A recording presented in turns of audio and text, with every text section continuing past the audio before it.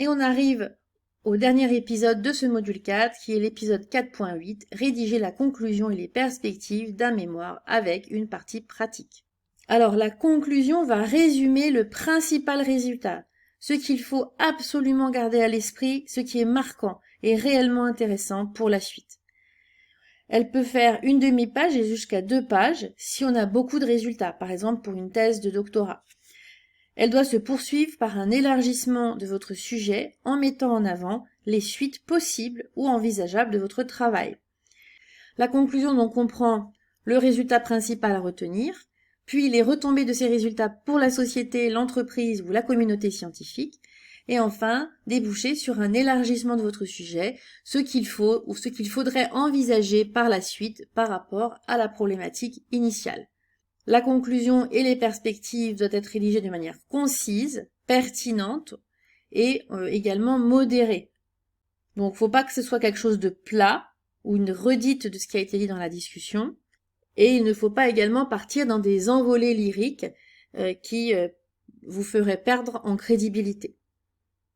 Dans l'expérimentation de la méditation de pleine conscience, on pourrait structurer cette conclusion et les perspectives par le rappel littéral du principal résultat qui ici était l'amélioration du lien professeur-élève, l'extension de la pratique à d'autres enseignants volontaires au sein du collège, c'est ce qui a été également décidé après son stage, une proposition pour combiner la pratique de la méditation de pleine conscience avec d'autres pratiques pédagogiques ou motivationnelles comme par exemple le jeu.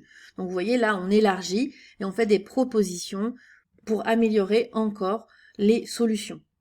Et enfin, le message clé, qui est donc de changer d'approche avec les élèves d'aujourd'hui, en favorisant l'empathie, le dialogue, l'écoute active ou encore le jeu. Donc vous voyez, c'est un petit message un peu clé pour terminer sur quelque chose de très clair et qui va marquer les esprits. Alors voilà, nous sommes arrivés à la fin de la rédaction de votre mémoire avec votre partie pratique. J'espère que vous allez bien valoriser votre travail grâce à tout ce que je vous ai dévoilé dans ce module. Donc maintenant, c'est à vous. Faites ou refaites votre plan en tenant compte de ce que je vous ai présenté dans ce module. Allez-y pas à pas, voyez, marche par marche, tranquillement, ne vous découragez pas.